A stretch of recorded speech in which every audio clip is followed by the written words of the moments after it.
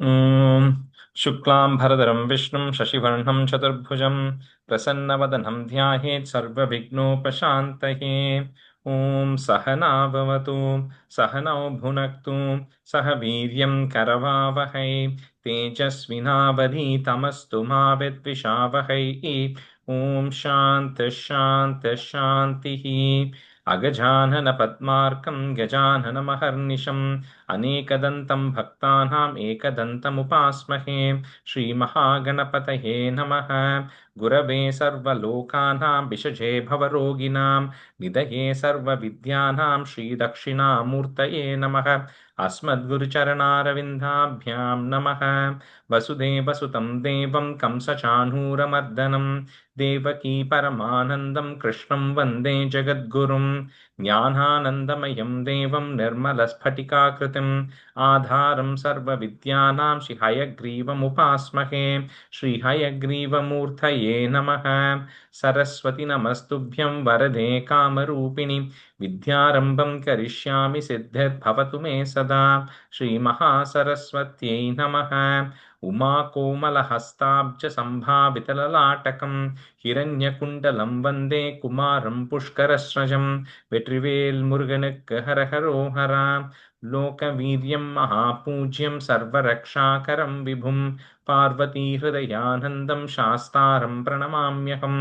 சுவாமியே சரணமையப்பா. वागर्ताविव सम्पृक्तौ वागर्तप्रतिपत्तये जगतः पितरौ वन्दे पार्वती परमेश्वरौ। श्रीपार्वतीपरमेश्वराभ्यां नमः। कोमलं पूजयन् वेणुं श्यामलोऽयं कुमारकः वेदवेद्यं परं ब्रह्म तस्मै श्रीगुरवे नमः। अस्मद्गुरुचरणारविन्दाभ्यां नमः। श्रीकृष्ण गोविन्द हरे मुरारे Srinath Narayana Vasudev.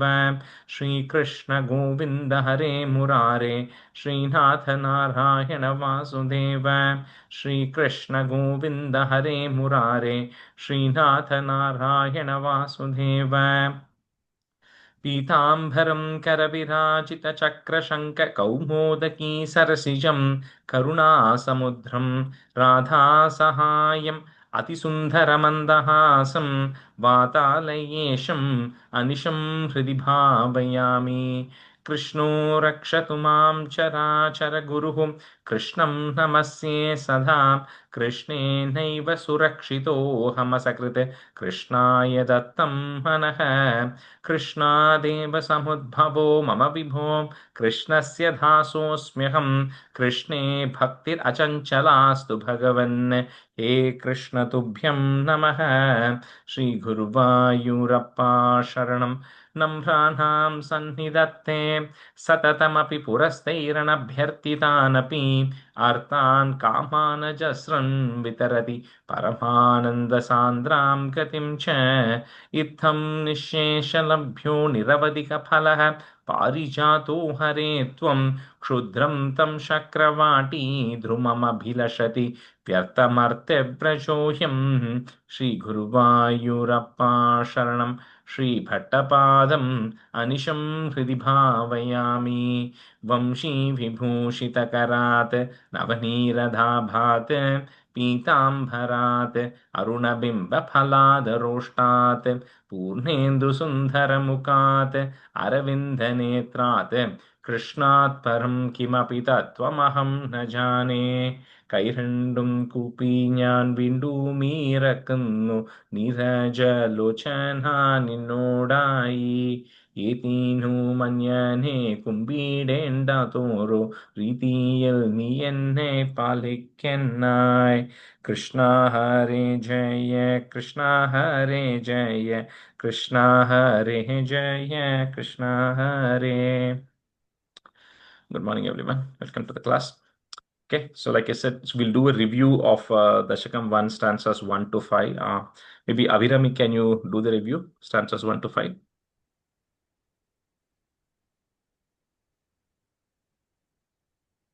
Avirami, mute lyrical. I would have practiced very low this time just because school and APs are going. Okay. So, try பண்ணேன். No worries. You can come ready for next time. Yeah. Okay. Let me see who else.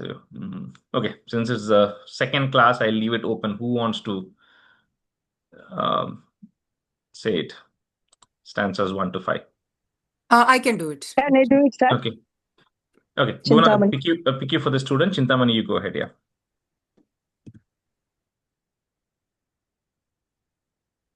सान्त्रानन्द अवबोधात्मकम् अनुभवितं कालदेशावधिभ्यां निर्मुक्तं नित्यमुक्तं निगम सदसकसेन निर्भाष्यमानम् अस्पष्टं दृष्टमात्रे पुनरुरु पुरुषार्थात्मकं ब्रह्मतत्त्वं दद्दावत्वादि साक्षात् कुरुभवनपुरे हन्दवाक्यं जनानाम्. Chintamani, so the couple of corrections, right? Like we paused at certain places, right? Like nirmuktam, nityamuktam, then we put a comma there.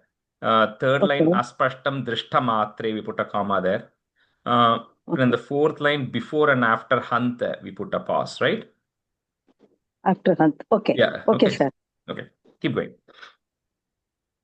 एवं दुर्लभ्यवस्तुन्यपि सुलभतया हस्तलब्धे यदन् यदु धन्वा वा साधिया वा भजति पदजनाः शूद्रदैवस्फुटेयम् एदेदावत् तु स्थिरतरमनसा विश्वबीडाभहत्यै निश्शेषात्मान मेनं कुरुभवन पुराधीश मेवाश्रयामः. Last line, Guru Pavana Puradishameva Ashrayamaha. कुरुभवन पुराधीशमेव आश्रयामः. Correct. And then the third, the third line, last word, Vishwa Pida Pahatye. Third line. Oh, Last okay. word. Vishwabhida Bhagatyai. Yeah, correct. Yeah, keep going. Vishwabhida Bhagatyai.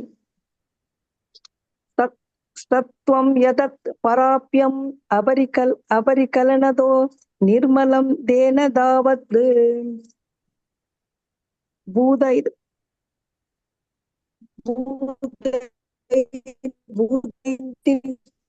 बहुहृदि बहुसः श्रूयते व्यासवाक्यं श्रूयते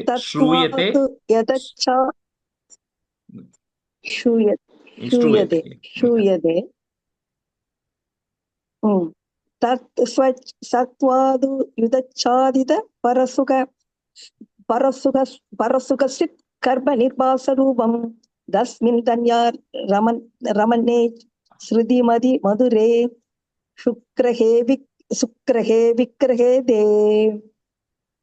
Okay.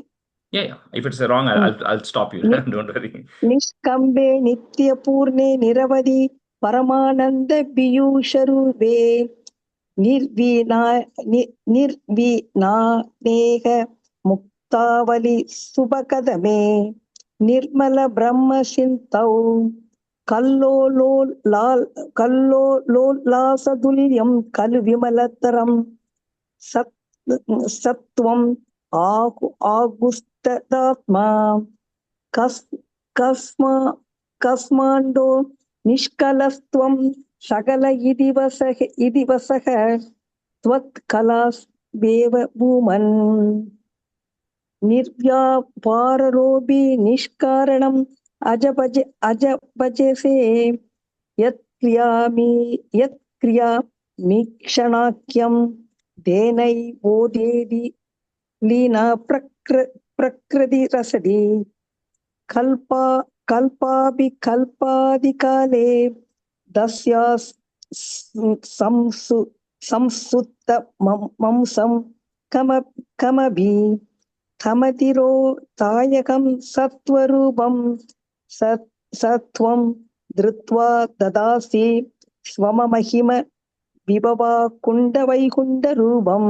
Yeah, I think that's where we stop. And even this paragraph, just make sure you're pausing at the right places. Like second line, Tenaivodeti Lina. There a pause. Then third line, Oh, Tasya Samshuddham Amsham, comma. Okay. Then okay. Sattvam Dhritva Dadasi. Okay. Okay. Thank you very much. Sure. Thank you. All right. So we'll start with stanza 6 today. So Bhuvana Mahesh, you can be a student, and Okay. who else I was going to pick? Srilata, you can be a student. Okay. Yeah. Stanza 6.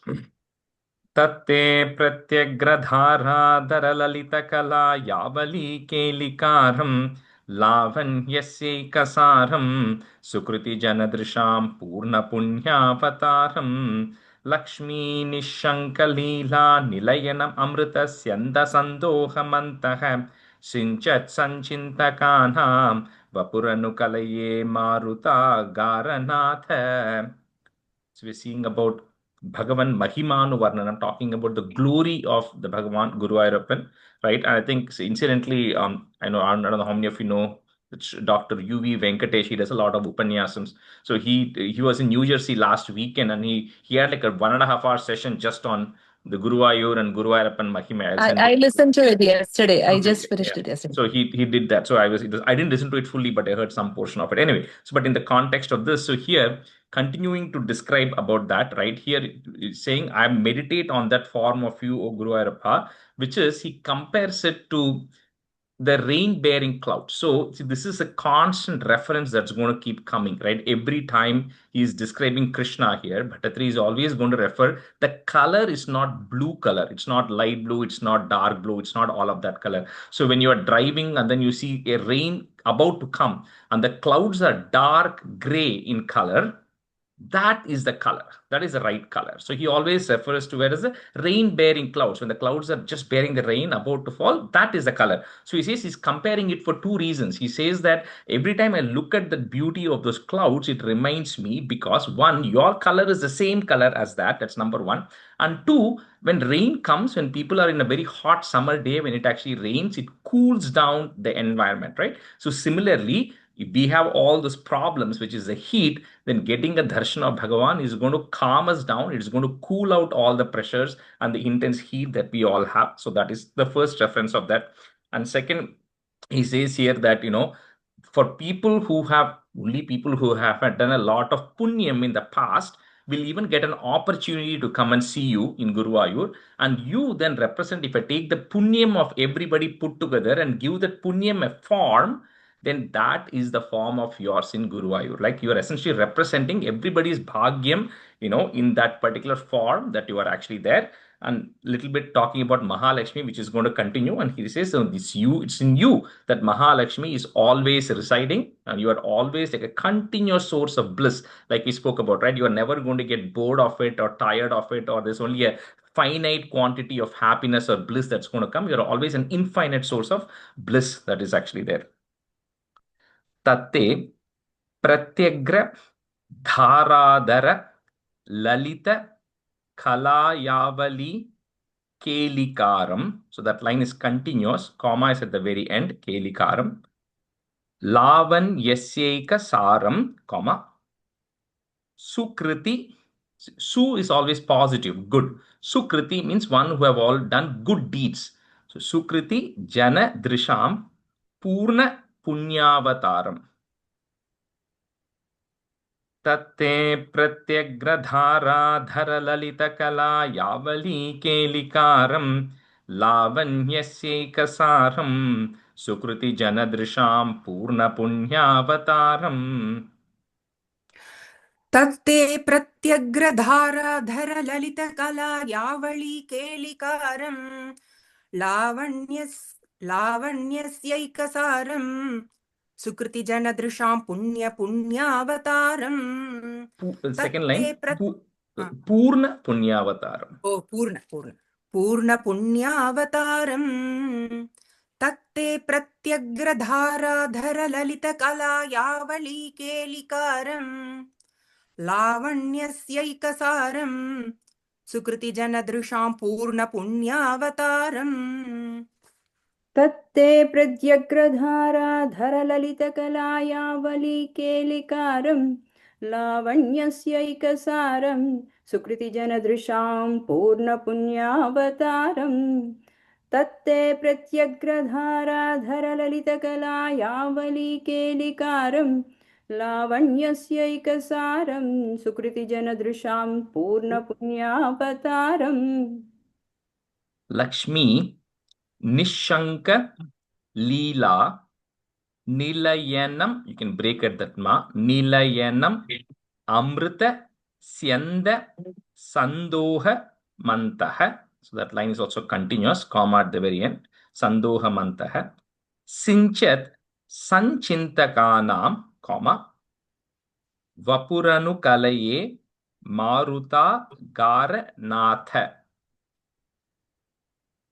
Lakshmi निःशङ्कलीला निलयनम् अमृतस्यन्द सन्दोहमन्तः सिञ्चत् सञ्चिन्तकानां वपुरनुकलये मारुता गारनाथ. Lakshmi निःशङ्कलीला निलयनम् अमृतस्यन्दसन्दोहमन्तः सिञ्चत् सञ्चिन्तकानां वपुरनुकलये मारुतागारनाथ Lakshmi निःशङ्कलीला निलयनम् अमृतस्यन्दसन्दोहमन्तः सिञ्चत् सञ्चिन्तकानां वपुरनुकलये मारुतागारनाथ. Bhuvana, just small correction on the third line la Nilayanam Amrita, but you don't have to necessarily pause there. It's like that line goes together. Okay. So Oh, okay. I just broke it so it's easy to say it, but you don't need to pause. Okay, got it. Lakshmi निःशङ्कलीला निलयमनुमु Lakshmi निःशङ्कलीला निलयमनु मनमु sorry Nilayanam. Nilayana, yeah, you said to mix I mean, it, if right? you don't have to break it, you can say it together. If you Nilayanam Amrita, you can say it together as well. So it's okay. Lakshmi निःशङ्कलीला निलयनम् अमृतस्यन्द सन्दोहमन्तः सिञ्चित् सञ्चिन्तकानं वपुरनुकलये मारुतागारनाथ Lakshmi निःशङ्कलीला निलयनममृतस्यन्द सन्दोहमन्तः सिञ्चित् सञ्चिन्तकानं वपुरनुकलये मारुतागारनाथ. So the fourth line, Sanchintakanam, okay, and then comma, and the last letter is Natha, not Natha, just Tha. Okay. Stanza 7.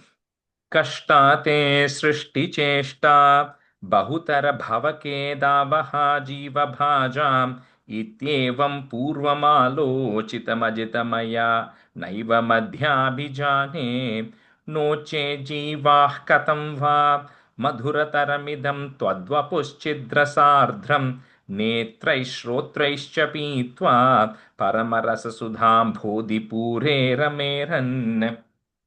So because Bhattacharya is suffering from rheumatoid arthritis, so he's saying that, I used to always feel that this creation of your Srishti Cheshta, this creation that you have created is cruel in nature because it is filled with suffering at every point, right? When you are a child, we can't communicate what we want. And then as adults, there are so many responsibilities, so many struggles we have, so many disappointments we have. Old age brings its own health problems and everything. So when you look at every stage of your life, there is always some problem non-stop, right? So then the question comes is, why did you even create such a cruel world, right? That's the question he's asking. Then he's answering that question himself. He says, I don't think like that anymore. He says, because if not for having taken birth, he says, how will I get a chance to actually indulge in looking at you? Netraihi, shrotraihi. How will I get a chance to look at you through my eyes? How will I get a chance to hear about your glories through my ears? Which is nectar, which is like sweet like nectar. So because unless you take birth, you won't get a chance to see the form of Guru Ayappan. Unless you take birth, you won't get to hear about the glories of Bhagavan. He says, now I understand, while this world may look cruel, the purpose of this, if you put it towards this particular approach, then it becomes more fulfilling, because the purpose of this is to leverage your senses in that directions, right? So he says, even though there are difficulties, I now understand why this birth has happened for me. He used to spend time listening and hearing and looking at you. Kashta te srishti cheshta, comma, bahutara bhavake davaha jiva bhajam, comma, ityevam purvam alochitam ajita maya. If you want to break it, that mother, purvam alochitam ajita maya, comma, naiva madhyabhijane. कष्टाते सृष्टिचेष्टा बहुतर भवखेदावः जीवभाजाम् इत्येवं पूर्वमालोचितमजितमया नैव मद्याभिजाने. कष्टाते सृष्टिचेष्टा बहुतर भवखेदावः जीवभाजाम् इत्येवं पूर्वम् आलोचितमजितमया नैवमद्याभिजाने. कष्टाते सृष्टिचेष्टा बहुतर भवखेदावः जीवभाजाम् इत्येवं पूर्वम् आलोचितमजितमया नैवमद्याभिजाने. कष्टाते सृष्टिचेष्टा बहुतर भवखेदावः जीवभाजाम् इत्येवं पूर्वमालोचितमजित मया नैव मध्याभिजाने.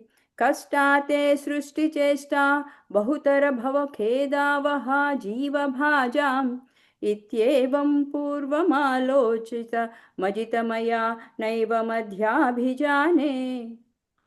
नो chase जीवाः कथं वा, comma, मधुरतरमिदं त्वद् बपुष् छिद्रसार्धं, comma, netraihi. If you have a visarga that takes a ish sound, netraish shrotraish cha pitva, comma, parama rasa sudham bodhi pure rameran.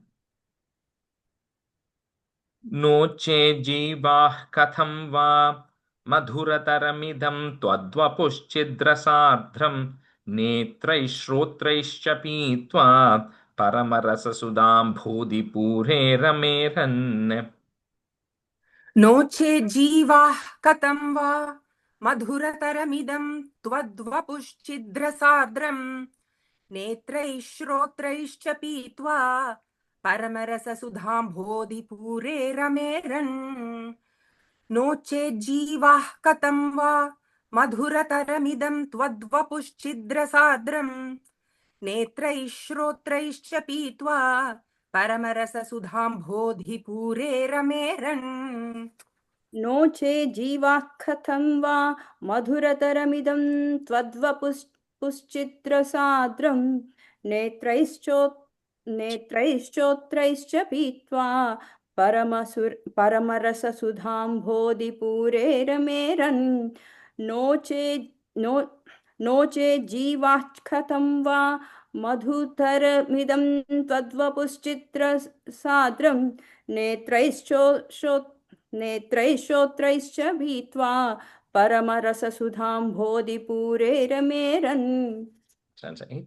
नम्राणां सन्निधत्ते सततमपि पुरस्तैरणभ्यर्थितानपि आर्तान् कामानजस्रं वितरति परमानन्दसान्द्रां गतिं च इत्थं निःशेषलभ्यो निरवधिकफलः पारिजातो हरे त्वं क्षुद्रं तं शक्रवाटी ध्रुममभिलषति व्यर्थमर्त्यव्रजोह्यम्. If that sounded familiar, that's because we just said it in the Dhyana slokam. So here he says, in Indra's gardens, in the heaven, there is a tree called as a kalpa vriksha tree. The tree grants whatever you wish for, right? So he says the problem with the kalpa vriksha tree, first of all, is it's not accessible to us. So you and I cannot sit where we are and wish something from kalpa vriksha tree, right? It's not going to give us access. You got to get elevated to be in the heaven to get access. So that's number one.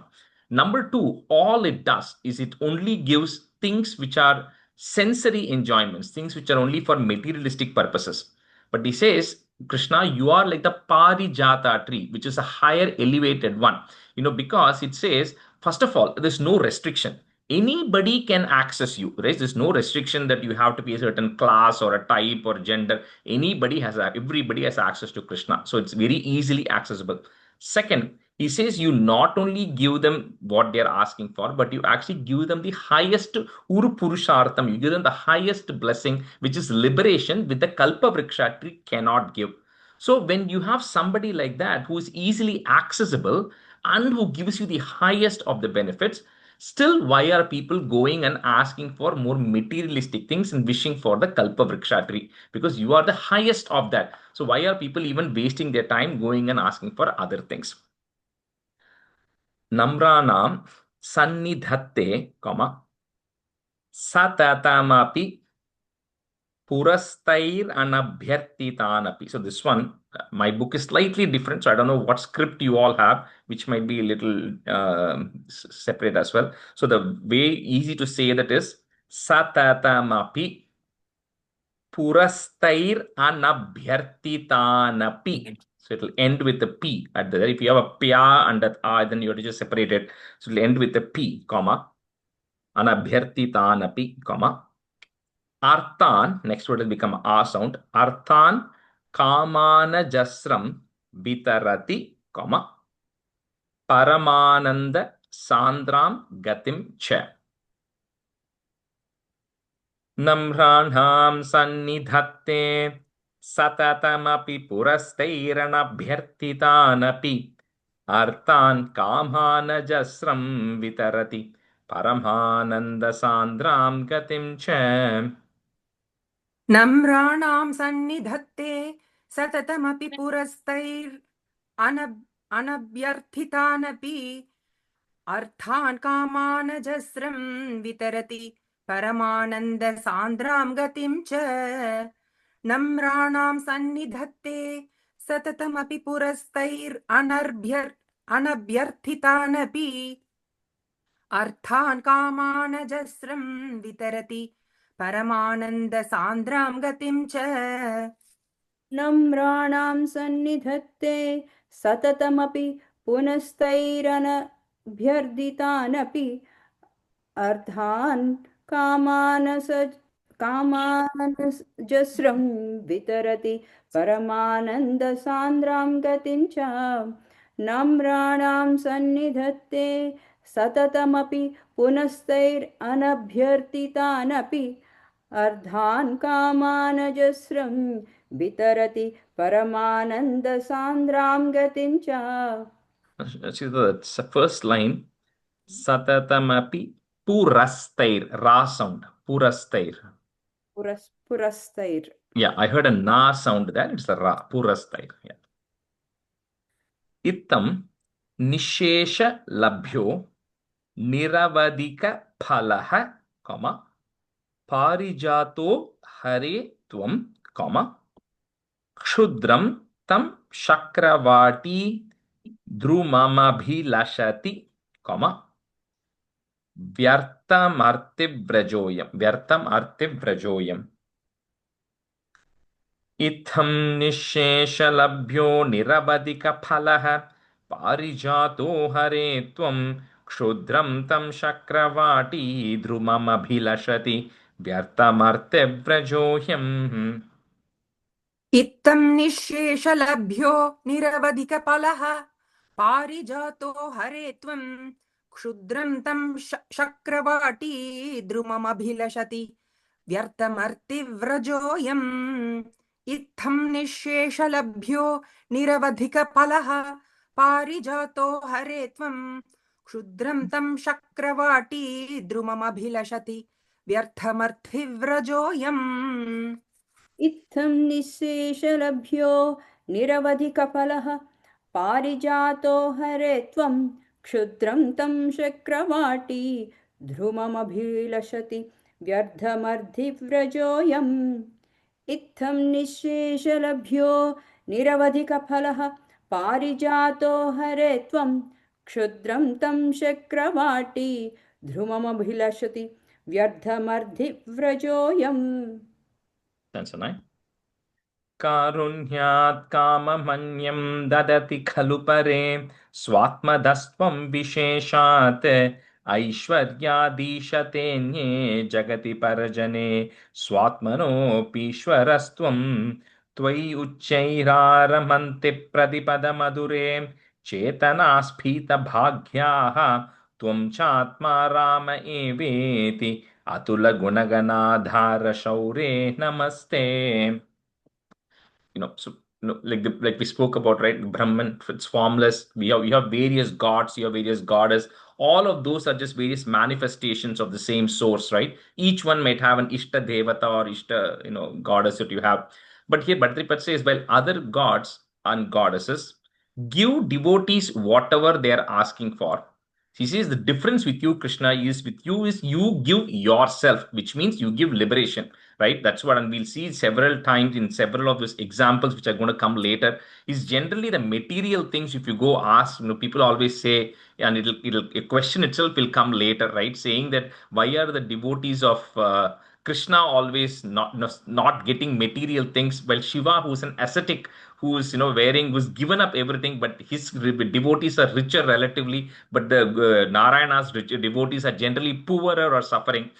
Because that's because you will not get any of those other material things, because you will get liberation. That is the ultimate goal, right? That is the ultimate thing. So you give yourself to that. So because of which you don't give all the other material things, you give liberation itself. Second is, the while even all the other demigods, everything, they all have restrictions, which we'll see. But here, Krishna, you are the ultimate super soul who's inside of everybody. So because of that, if you're looking for full liberation and if you're looking for complete bliss all the time, then that is what you will actually get by praying to you. So he's just again doing a comparison, not necessarily comparison, but he's saying that you are the one who's there in everybody. You are immeasurable. You are free from all these material qualities, and you give yourself, which is you give liberation to all your devotees. Karunyat kamamanyam dadati khalu pare, comma, swatmadastvam visheshat, comma, aishwarya dishatenye, it's one word, dishatenye, jagati parajane, comma, swatmanopishwarastvam. So if you're following Sanskrit, I don't know how it is in other languages, but if you have a S symbol that is coming up there, that just means you have to say the whole word together, before and after, right? So it's with swatmanopishwarastvam. कारुण्यात् काममन्यं ददति खलु परे स्वात्मदस्त्वं विशेषात् ऐश्वर्यादीशतेऽन्ये जगति परजने स्वात्मनोऽपीश्वरस्त्वम्. कारुण्यात् काममन्यं ददति खलु परे स्वात्मदस्त्वं विशेषात् ऐश्वर्यादीशतेऽन्ये जगति परजने स्वात्मनोऽपीश्वरस्त्वं. कारुण्यात् काममन्यं ददति खलु परे स्वात्मदस्त्वं विशेषात् ऐश्वर्यादीशतेऽन्ये जगति परजने स्वात्मनोऽपीश्वरस्त्वं. कारुण्यात् काममन्यं ददति खलु परे स्वात्वदस्त्वं विशेषात् ऐश्वर्याधीशतेऽन्ये जगति परजने स्वात्मनोऽपीश्वरस्त्वं. कारुण्यात् काममन्यं ददति खलु परे स्वात्मदस्त्वं विशेषात् ऐश्वर्याधीशतेऽन्ये जगति परजने स्वात्मनोऽपीश्वरस्त्वं. त्वयि युच्छैरारमन्ति, one word, प्रतिपद madhure, comma. If you have chetanaha, then put a is to join. Chetanas spita bhagyaha, comma. Tvam chatma rama eveti, comma. Atula guna ganadhara shaure namaste. Shaure is another name for Krishna. Namaste. Namaskarams to you. त्वय्युच्चैरारमन्ति प्रतिपदमधुरे चेतनास्फीतभाग्याः त्वं चात्मा राम एवेति अतुलगुणगणाधार शौर्ये नमस्ते त्वय्युच्चैरारमन्ति प्रतिपदमधुरे चेतनास्फीतभाग्याः त्वं चात्मा राम एवेति अतुलगुणगणाधार शौरे नमस्ते त्वय्युच्चैरारमन्ति प्रतिपदमधुरे चेतनास्फीतभाग्याः त्वं चात्मा राम एवेति अतुलगुणगणाधार शौरे नमस्ते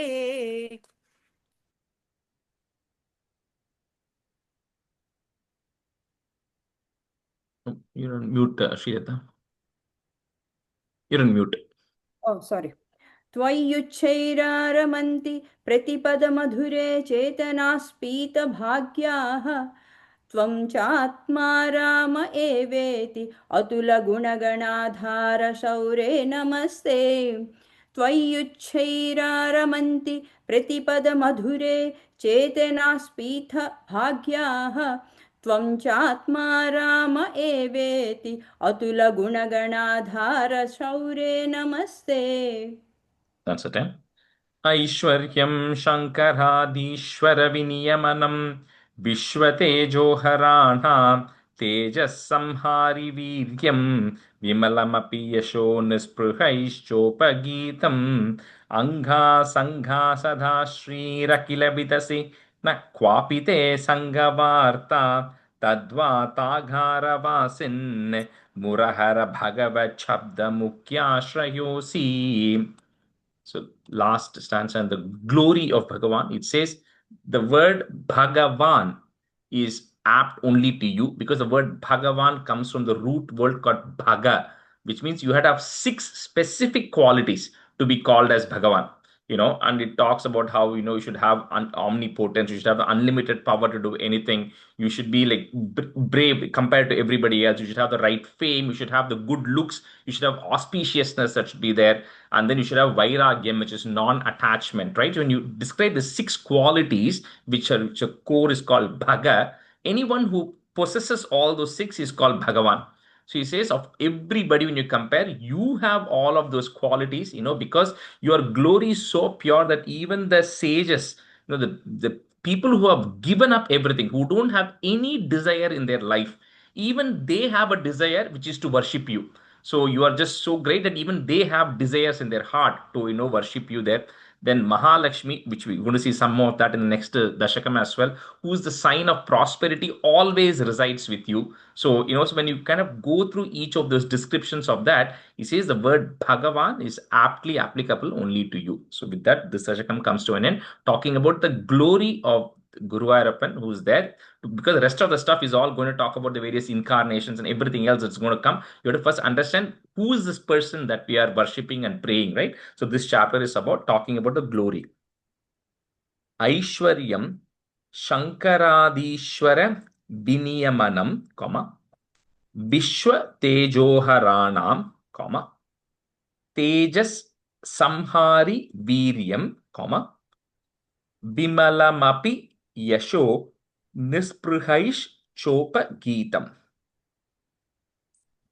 ऐश्वर्यं शङ्करादीश्वरविनियमनं विश्वतेजोहराणां तेजःसंहारि वीर्यं विमलमपि यशो निःस्पृहैश्चोपगीतम् ऐश्वर्यं शङ्करादीश्वर विनियमनं विश्वतेजोहराणां तेजःसंहारि वीर्यं विमलमपि यशो निःस्पृहैश्चोपगीतम् ऐश्वर्यं शङ्करादीश्वर विनियमनं विश्वतेजोहराणां तेजःसंहारि वीर्यं विमलमपि यशो निःस्पृहैश्चोपगीतम् ऐश्वर्यं शङ्करादीश्वरविनियमनं विश्वतेजोहराणां तेजःसंहारि वीर्यं विमलमपि यशो निःस्पृहैश्चोपगीतम् ऐश्वर्यं शङ्करादीश्वरविनियमनं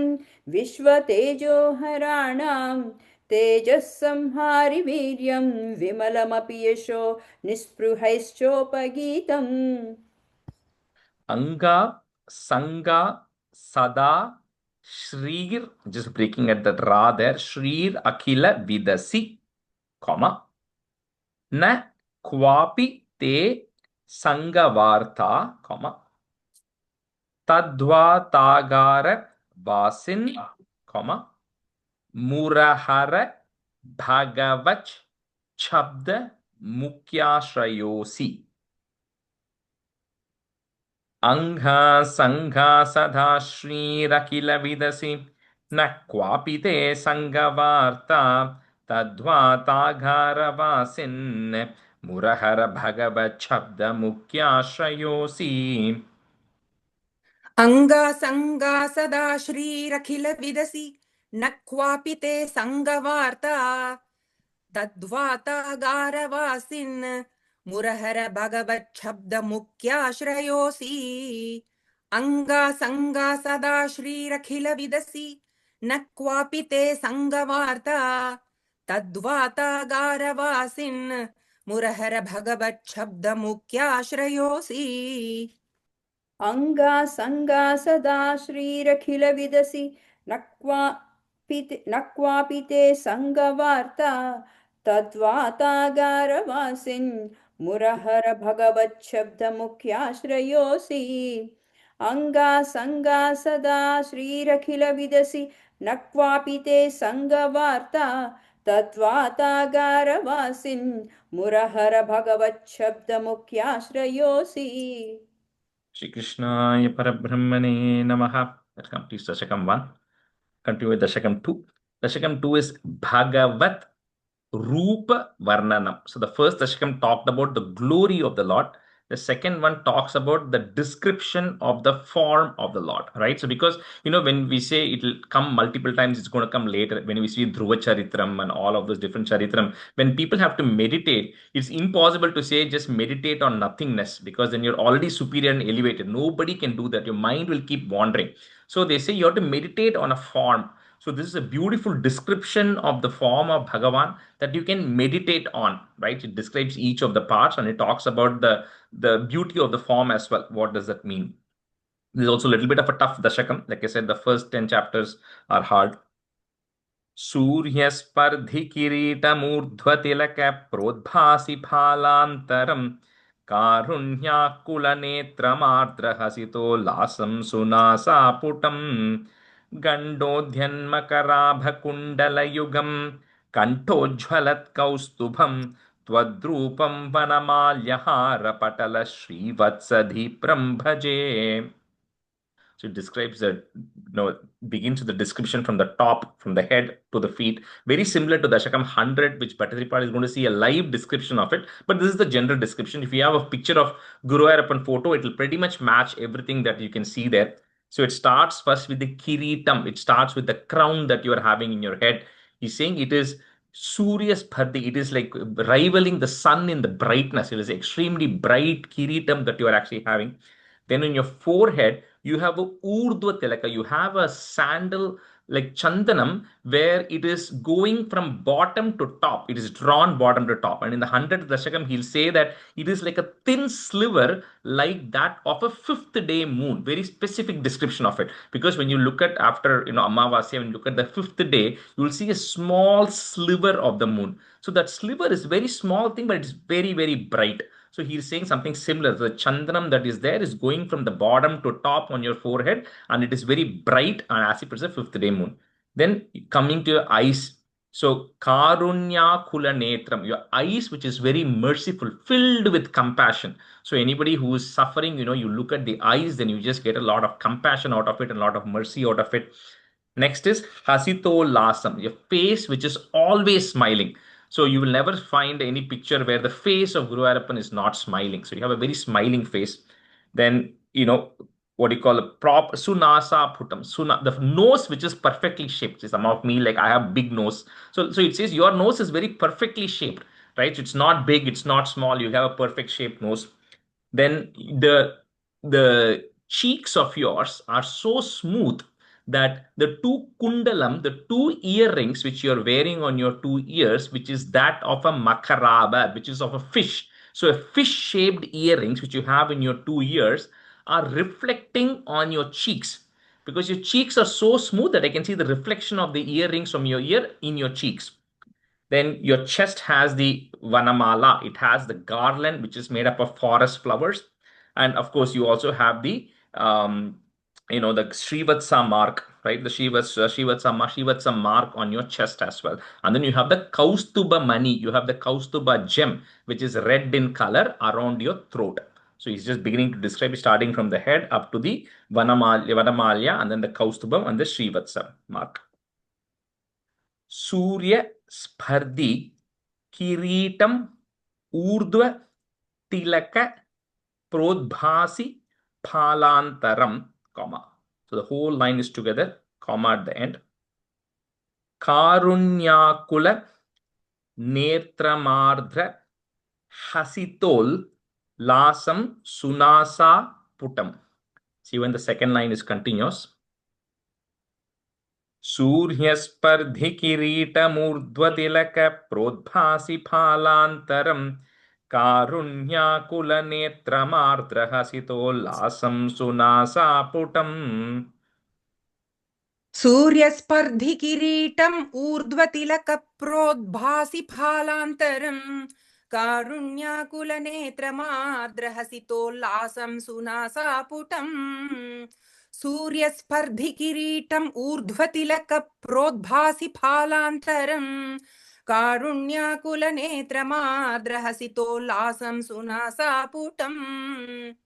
सूर्यस्फर्धिकिरीटमूर्ध्वतिलकप्रोद्भासि फालान्तरम् कारुण्याकुलनेत्रमार्धहसितोल्लासं सुनासापुटम्. Sorry, my tune is... That's okay.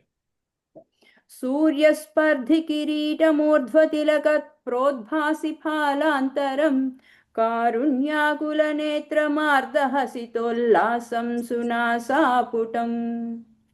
Gandodhyan Makarabha Kundala Yugam, comma. Kantojjvalat Kaustubham, comma.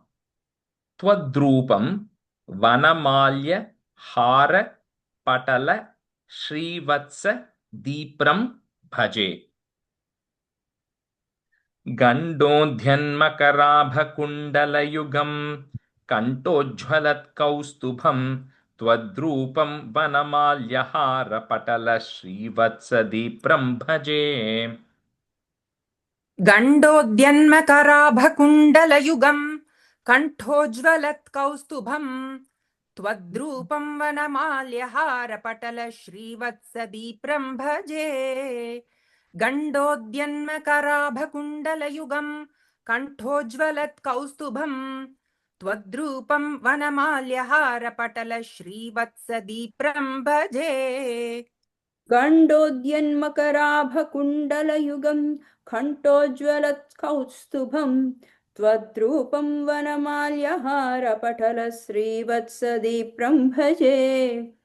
गण्डोद्यन्मकराभकुण्डलयुगम् कण्ठोज्ज्वलत्कौस्तुभम् त्वद्रूपं वनमाल्यहारपटलश्रीवत्सदीप्रं भजे. Stanza 2. Kihurangada-kankanottama-maharatnanguliyankita Srimad-bahu-chatushka-sangada-gada Shankari-pankeruham Kanchit-kanchana-kanchilanchitalasat-pitambaralambhinim Alambe Vimalam-bhujadyutipadam Murtim Tavartechidam. So just kind of going down a little bit. He says, you have described the Shivatsa mark, it had the Kaustubamani, you have the Vanamali, the garland of forest flowers. Then you talk about the arms. So he says the Chaturbhujam, the 4 arms you have. It first starts with some, it's called Keyura, the ornament you put on the shoulders. Then it comes to the Angada, which is the armlets, what you put around your arms, the top of your arms. Then the Kankanam, which is what you wear around the bracelets. And then the rings that you have on your fingers. So it says each of your body parts is just studded with all of this, which is shining, which makes your form look very radiant. It makes your form looks very divine. Then in your Chaturbhujam, in each of your hands, you have the Gada, which is the mace, Shankha, which is the conch, Chakram, which is the discus, and the Padmam, which is the lotus. So you have the traditional 4 symbols of Mahavishnu, each of which you carry in each of your arms. Then you are having your Pitambaralambini. You are wearing a vastram which is Pitambara, yellow in color, an yellow garment which you are wearing on your bottom half, and it is held around your waist also with a yellow color band, right? So all of this is adding to the beauty of this. And then then it also describes your feet. It says your feet which is like a lotus flower. So the feet, the eyes are always compared to a lotus petal, which means it is perfectly shaped and is also very smooth, right? So your lotus like feet, I am taking refuge in that, right? In that padam, in your feet, I'm seeking refuge. So please bless me there. Keyurangada Kankanottama Maha Ratnanguliyankita, one word. Ratna Anguliya Ankita, 3 different words there. Ratnanguliyankita, and then put a plus at the end of that line, because those 2 lines are going to come together. So Ratnanguliyankita, Srimad Bahu Chatushka Sangata Gada Shankari Pankeruham. So as I'm separating it, try to put that separation so it will be easy to say it. Otherwise, some of the script might have the entire word as one long sentence, right? So you won't be able to say that. But the first 2 lines, you have to put a plus and they will come together. Kehyurangada kankanottama maharattanguliyangkita Srimad Bahu Chatushka Sangada Gada Shankari Pankeruham.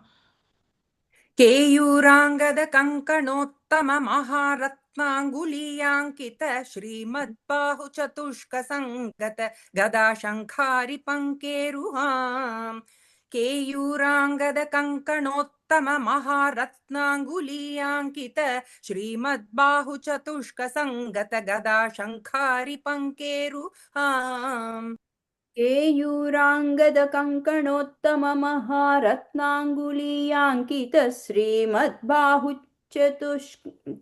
श्रीमद्बाहु चतुष्क सङ्गत गदा शङ्खारि पङ्केरुहाम् केयूराङ्गद कङ्कणोत्तम महारत्नाङ्गुलीयाङ्कित श्रीमद्बाहु चतुष्क सङ्गत गदा शङ्खारि पङ्केरुहाम्. Okay, we'll just switch halfway. We'll switch 2 students. Harish, you can be a student, and Kalpana, you can be a student. Kanchit Kanchana Kanchilanchita Lasat Pitambaralambini. That's one word. Pitambaralambini, comma. Alambe Vimalambuja Dyuti Padam Murtim Tavartechidam. When the 4th line is continuous. So the whole of 3rd line is continuous, whole of 4th line is continuous. Kanchit Kanchana Kanchi Lanchita Lasat Pitambaralambini Alambe Vimalambuja Dyuti Padam Murtim Tavartechidam. काञ्चित् काञ्चन काञ्चिलाञ्चितलसत्पीताम्बरालम्बिनी मा आलम्बे विमलाम्बुजद्विधिपदां मूर्तिं तवार्तिच्छिदम् काञ्चित् काञ्चन काञ्चिलाञ्चितलसत्पीताम्बरालम्बिनीम् आलम्बे विमलाम्बुजद्विधिपदां मूर्तिं तवार्तिच्छिदम्. So in case any of you have Malambe in your 4th line, if you have it, then the im goes to the end of the 3rd line. So it becomes Pitambaralambini im, and then the 4th line will start with the A, okay, Alambe. Kanchit Kanchana Kanchit Kanchana Kanchilanchita Lasa Pitambaralambini Alambe Vimalambujadhyutipadam Murtim Tavartichidam Kanchit Kanchana Kanchilanchita Lasa Pitambaralambini Alambe Vimalambujadhyutipadam Murtim Chidam. The third line, Kalpana, Kanchi Lanchita Lasat it sound. I didn't hear that. Okay. Lasat Pitambaralambini. Okay. Okay. Yeah. Lasat Pitambaralambini. Okay. Stanza 3. Yatrailokya Mahiyasopi Mahitam Sammohanam Mohanat Kantam Kanti Nidhanatopi Madhuram Madhurya Duryadapi Saundaryotaratopi Sundharataram Twadrupamascharyato Bhuvane Nakasya Kutukam Pushnati Vishno Vibho. So when you have to describe the greatness of something, the one way to always describe it is to compare it with something, right? Because you compare it with what you know and say it is actually better than that. He says, Krishna, but to compare your greatness, there is nothing else I can compare the beautiful form of yours to anything because it is the most beautiful form. So I cannot compare it to anything. So he says, is Mahiya Sopi Mahidam. You think of whatever is the most glorious thing in the world, says your form is better than that, is more glorious than that. Sammohanam mohanat. Say anything which is very charming. When you look at it, you feel very charmed. It's very charming in nature. He says your form is more charming than that. It's more beautiful than that. Madhuram madhurya duryadapi. You pick something which is the most sweet. Then your form is sweeter than the sweet, right? Then sundaryotaratopi sundarataram. You pick something that is beautiful to look at, your form is more beautiful than that. So with that, you keep comparing against the best of everything and say that your form or your look is so beautiful, it's more what you call very sweet to look at, it's very attractive to look at, it's very gloriful. So I cannot even compare it to anything else because you are just beyond comparison, right? The form of yours. So that's just again praising the form here. Yet Trailokya Mahiyasopi Mahitam, Sammohanam Mohanat, Kantam Kanti Nidhanatopi, Madhuram Madhurya Duryadapi. Yatrailokya Mahitam Sammohanam Mohanat Kantam Kanti Nidhanatopi Madhuram Madhurya Dhuryadapi.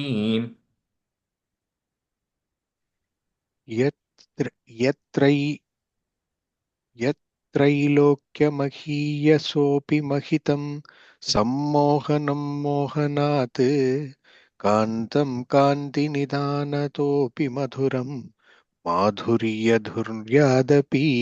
And the second line, Nidhanatopi, anga comma, and then Madhuram Madhurya Duryadapi. यत्रैलोक्यमहीयसोऽपि महितं सम्मोहनं मोहनात् कान्तं कान्तिनिधानतोऽपि मधुरं माधुर्यदुर्यादपि. यत्रैलोक्यमहीयसोऽपि महितां सम्मोहनं मोहनात् कान्तं कान्तिनिधानतोऽपि मधुरं माधुर्यदुर्यादपि. यत्रैलोक्यमहीयसोऽपि महितां सम्मोहनं मोहनात् कान्तं कान्तिनिधानतोऽपि मधुरं Madurai sorry Madhurya. माधुर्य Madurai No, say it everybody. Madhuram मधुरं Madhurya Duryadapi. माधुर्य दुर्यादपि. Yeah. Saundaryotaratopi. One word, okay? Saundaryotaratopi Sundarataram, Twadrupam, breaking at that Twadrupam Ascharyato-pyascharyam. So it kind of goes into the next line. So you put a plus at the end of the third line, and after pyascharyam, you put a comma. Because the real break there is Twadrupam Ascharyato Api Ascharyam. Okay, the P and A becomes a Pya there, that's why. So you put a plus and then a comma after Pyascharyam. So Twadrupam Ascharyato Pyascharyam, भुवने न कस्य कुतुकं पुष्णाति विष्णो विभो सौन्दर्योत्तरतोऽपि सुन्दरतरं त्वद्रूपमाश्चर्यतोऽप्याश्चर्यं भुवने न कस्य कुतुकं पुष्णाति विष्णो विभो. Would that not, between the first and second line, apyascharya? It is not, it is api ascharya. It's api ascharya. It's not apyascharya. இல்ல அது வந்து எப்படின்னாக்கா ஆச்சரியத்தோ அபி ஆச்சரியம். So in the O, api and ஆச்சரியம், that just all gets joined as a sandhi there. So twadrupam ஆச்சரியத்தோ pyāschariyam. The P and A becomes a pya there. Saundaryottaratopi sundarataram त्वद्रूपमाश्चर्यतोऽप्याश्चर्यं भुवन त्वद्रूपमाश्चर्यतोऽप्याश्चर्यं भुवनेन कस्य कुतुकं पुष्णाति विष्णो विभो सौन्दर्योत्तरतोऽपि सुन्दरतरं त्वद्रूपमाश्चर्यतोऽप्याश्चर्यं भुवनेन कस्य कुतुकं पुष्णाति विष्णो विभो. सौन्दर्योत्तरतोऽपि सुन्दरतरं त्वद्रूपमाश्चर्यप्याश्चर्यं भुवने कस्य कुतुकं पुष्णाति विष्णो विभो. Fourth line, Kalpana, fourth line, bhuvane na kasya kutukam. Bhuvane na kasya. Yeah, and then third line, again that word, twadrupam आश्चर्यतो प्याश्चर्यम. आश्चर्यतो प्याश्चर्यम. Yeah. Okay. सौन्दर्योत्तरतोऽपि सुन्दरतरं त्वद्रूपमाश्चर्यतोऽप्याश्चर्यं भुवने कस्य कुतुकं पुष्णाति विष्णो विभो. Again, that fourth line, that na, you missed it. Yeah. Bhuvane na Bhuvane na kasya kutukam. kasya. Yeah. Bhuvane na kasya kutukam. Yeah. Stanza 4. तत्ताधृङ् मधुरात्मकं तव वपुः सम्प्राप्य सम्पन्मही सा देवी परमोत्सुका चिरतरं नास्ते स्वभक्तेष्वपि तेनास्यापत कष्टमच्युत विभो त्वद्रूपमानोज्ञकप्रेमस्थैर्यमयादचाबलबलात् चापल्यवार्तोदभूत्. So he says that, your form is so beautiful that, Mahalakshmi, who's the goddess of prosperity, Shri, who married you, is so much in love with your form, right? Is so much in attachment with you that she's chirataram na aste, so bhakti. Even her own devotee. So when somebody is just praying to Mahalakshmi, who's a great devotee of Mahalakshmi, he says Mahalakshmi doesn't spend time with her own devotees, because she's so attached to you that she's always looking to the person that, who is worshipping you, because he always stays with you. So because of that, people call her very fickle minded, because she's not even spending time with her own devotees, because she's always with your devotees, right? Because she's so attached to you. So it will come later on in Lakshmi Swayamvaram, when we see it in Dashakam 28. It, like when Mahalakshmi comes and then she has to say, who do I marry? Then she evaluates all these people who are standing in front of her, right? The Gandharvas, the Yakshas, Siddhas, all the other demigods. And then she compares everybody and says that, somebody has very good beauty, but they may not have the right knowledge. Somebody has undergone great austerity, but they do not know how to control their anger. Somebody has a lot of knowledge, but they still have material desires. So when she kind of compares everybody, finally she puts the garland on Mahavishnu. She says there's nobody who is in comparison to you, because you have everything in you. So similarly here it says that she's called fickle minded, because she's not steady. She's not even staying with her own devotees. She's always adjusting to your own to coming and staying with your devotees. Yat Trailokya, sorry, we did that, right? Yeah. Tattadhrang ing madhuratmakam tava vapuhu. So if you don't have a visarga, or if you have a is there, let me see what the other version has. some books have a is there. Yeah, vapuhu, okay, comma. Samprapya sampanmayi, comma. Sa devi paramotsukha, comma. Chirataram naste swabhakteshwapi. तत्ताधृङ् मधुरात्मकं तव वपुः सम्प्राप्य सम्पन्मही सा देवी परमोत्सुका चिरतरं नास्ते स्वभक्तेष्वपि. तत्तादृङ्मधुरात्मकं तव वपुः सम्प्राप्य सम्पन्मयी सा देवी परमोत्सुका चिरतरं नास्ते स्वभक्तेष्वपि. तत्तादृङ्मधुरात्मकं तव वपुः सम्प्राप्य सम्पन्मयी सा देवी परमोत्सुका चिरतरं नास्ते स्वभक्तेष्वपि. Harish, in the first line tava vapuhu, the visarga is there. Line. And then the second line is after paramotsuka, there's a comma. Then chirataram naste swabhakteshwapi. तत्तादृन् मधुरात्मकं तव वपुः सम्प्राप्य सम्पन्मयी सा देवी परमोत्सुका चिरतरं नास्ते स्वभक्तेष्वपि. तत्तादृन्मधुरात्मकं तव वपुः सम्प्राप्य सम्पन्मयी सा देवी परमोत्सुका चिरतरं नास्ते स्वभक्तिष्वपि.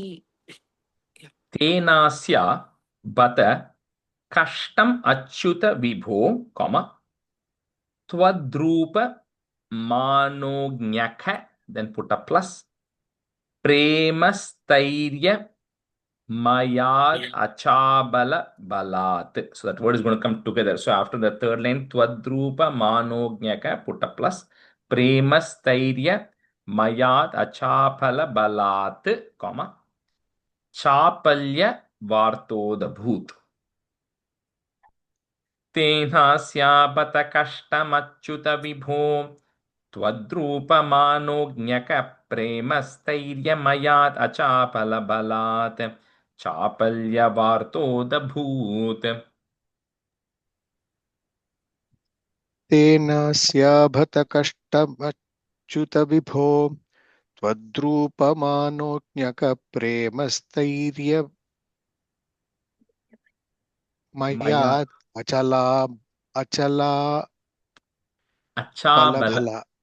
sorry, and the word premastairya mayadachapala balat. So that ich, if you have there, balach, that becomes the it sound when you put the comma there. Okay.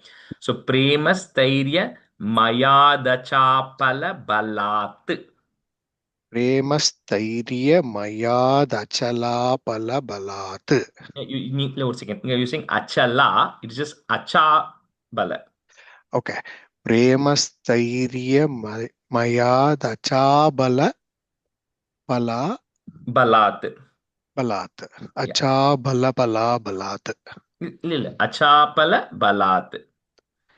प्रेमस्थैर्य मयादचाबल बलात्. Yeah, correct.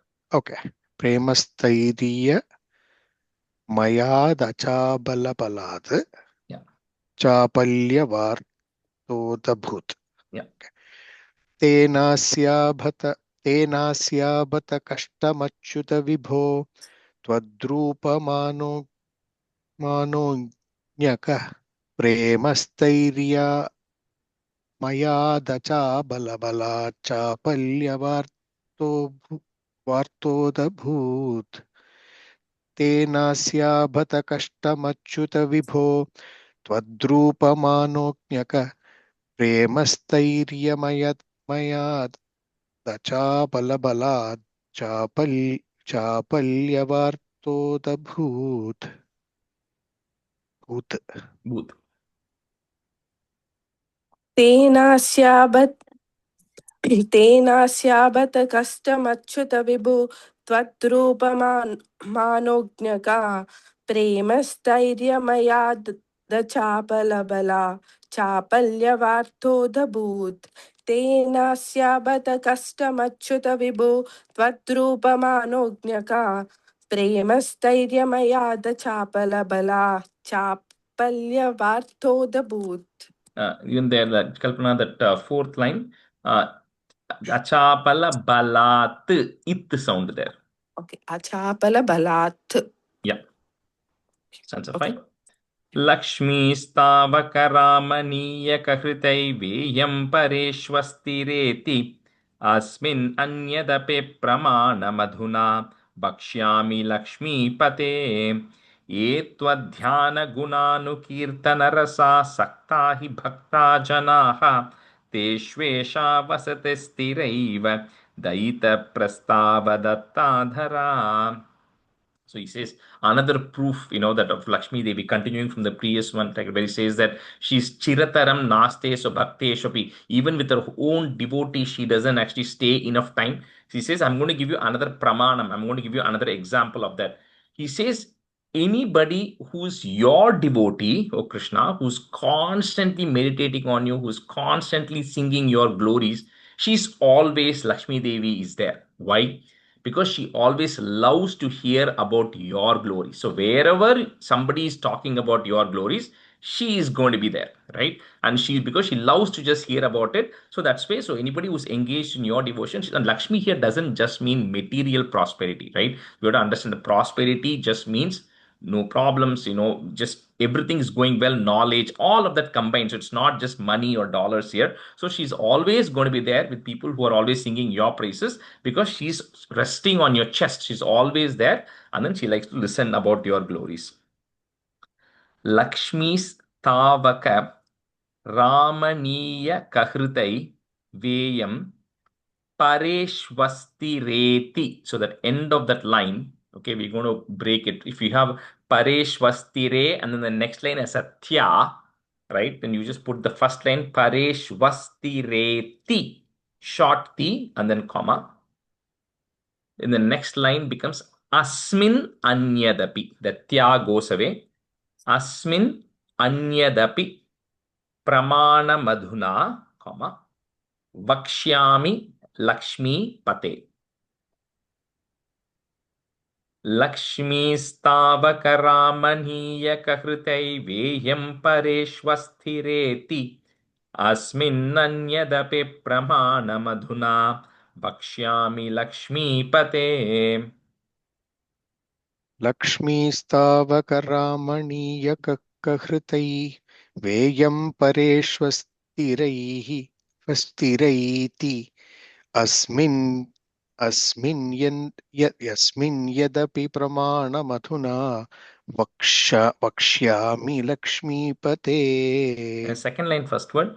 Asminnanyadapi. So it's like in the word, if you're following Sanskrit, it'll be double na there because that in and a becomes a double na. So it's asminnanyadapi.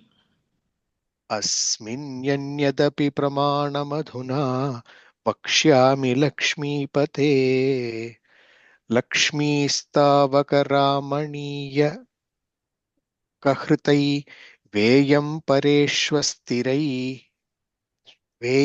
परेशस्त्विरैति अस्मिन्. Yes. The pareshwasthireti. वेयं परेष्वस्तिरेति अस्मिन् अस्मिन्. And then you can break it Anyadapi. easy. Yeah, you can break Asmin it in and a there. It will be easier. Asmin anyadapi. अस्मिन् अन्यदपि प्रमाणमधुना वक्ष्यामि लक्ष्मीपते.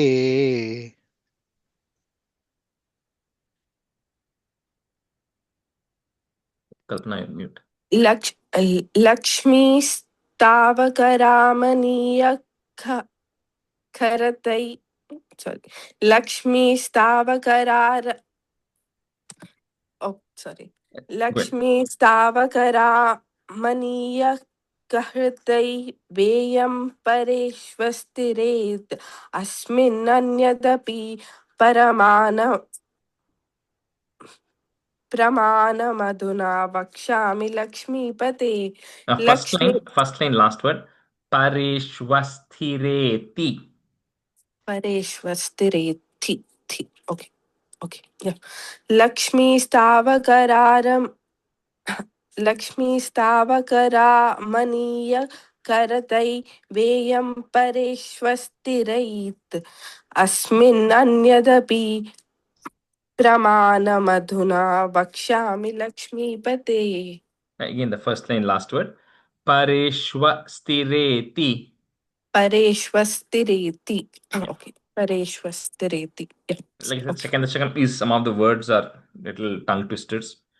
A Tvad Dhyana Gunanu Kirtana Rasa Sakta Hi Bhakta Janaha. So add a visarga at the end of that line and comma. Bhakta Janaha, comma.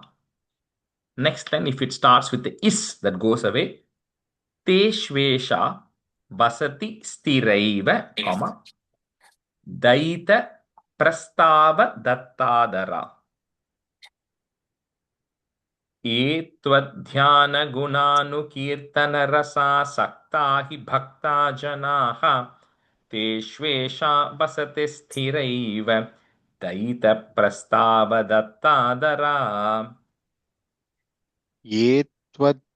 Etad, say that again. Etad. ये त्वध्यान. Okay. Etvad dhyana gunanukirtana rasa sakta hi bhakta janaha teshvesha vasati stiraiva dayita prastava Etad dhyana etvad dhyana guna etad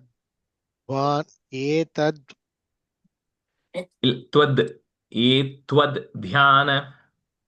etvad dhyana gunanukirtana rasa sakta hi bhakta janaha teshvesha vasati stiraiva dayita prastava dattadara. ये ये त्वध्यानगुणानुकीर्तनरसा सक्ता हि भक्ता जनाः त्वे त्वे तेष. तेष्वेषावसतास्तिरैव दयति प्रस्तावदत्तादरा.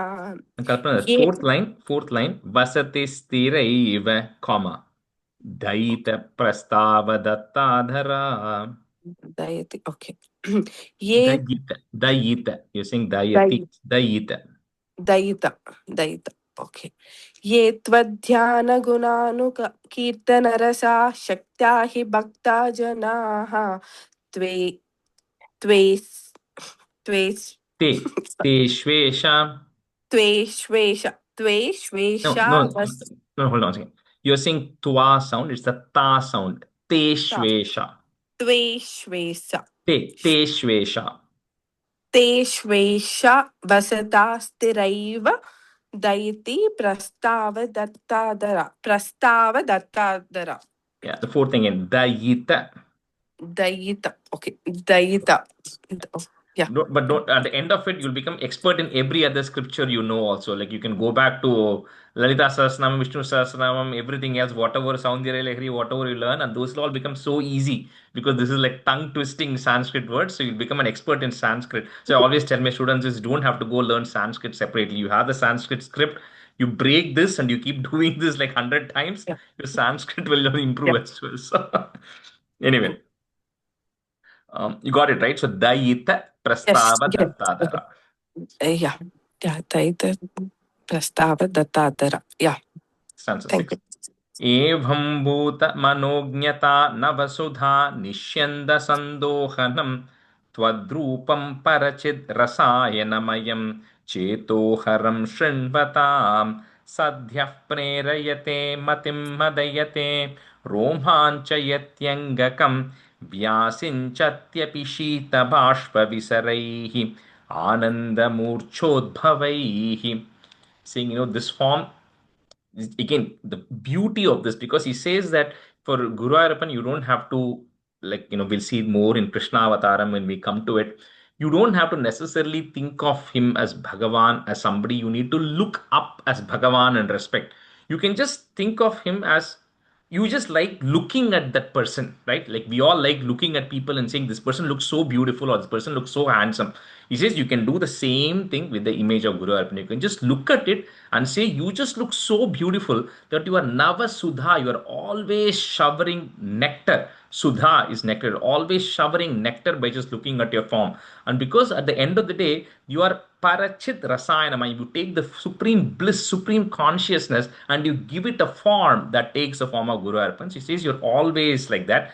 And the advantage he says is when you look at the beauty, you should have romancha yatyangagam. You should have horripilation all over your body. Like we say, your hairs have to stand erect on your body. That's how that form is. By looking at it, you should enjoy it so much that you are having your hair stands on your body. Then Shita Bhashpa Visaraihi. You should have tears coming through your eyes.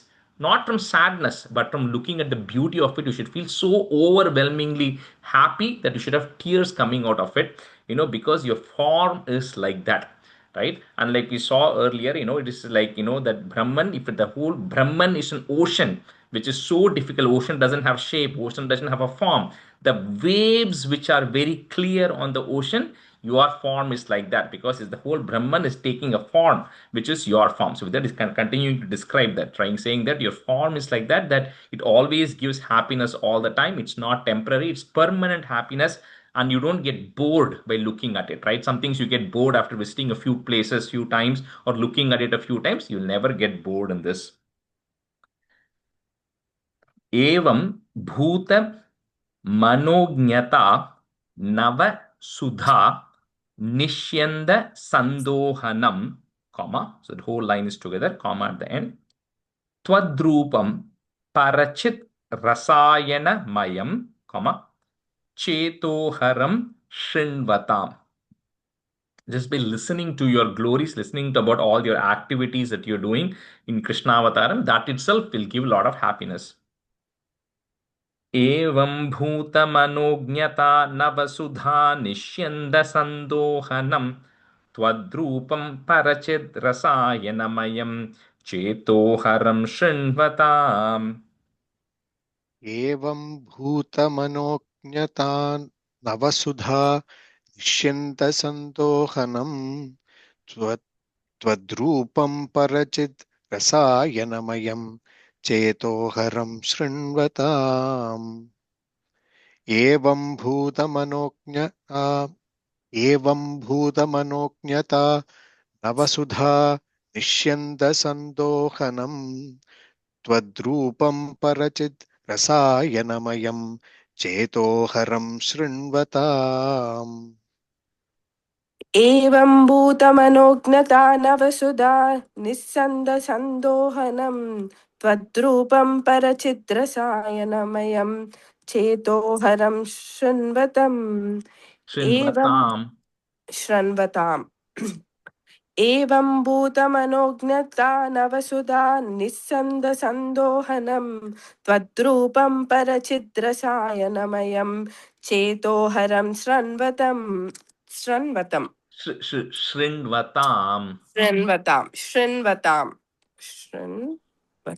Okay. Yeah. Sadyah, put a F to join. Sadyah prerayate matim madayate, comma, romancha yatyangakam. So angakam, all over your body. Romancha is like feeling horripilation. So romancha yatyangakam, comma, vyasin chatyapi shita bashpa visaraihi, comma, ananda मूर्छोद्भवैः.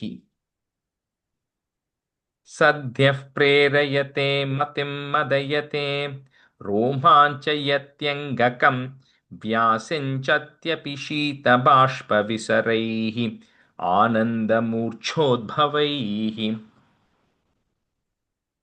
सद्य प्रेरयते मतिं मदयते रोमाञ्चयत्यङ्गकं व्यासिञ्जत्यपि शीतबाष्पविसरैः आनन्दमूर्च्छोद्भवैः सद्य प्रेरयते मतिं मदयते रोमाञ्चयत्यङ्गकम् व्यासिञ्जत्यपि शीतबाष्पविसरैः आनन्दमूर्च्छोद्भवैः भवैः आनन्दमूर्च्छोद्भवैः सद्य प्रेरयते मतिं मदयते रोमाञ्चयत्यङ्गकं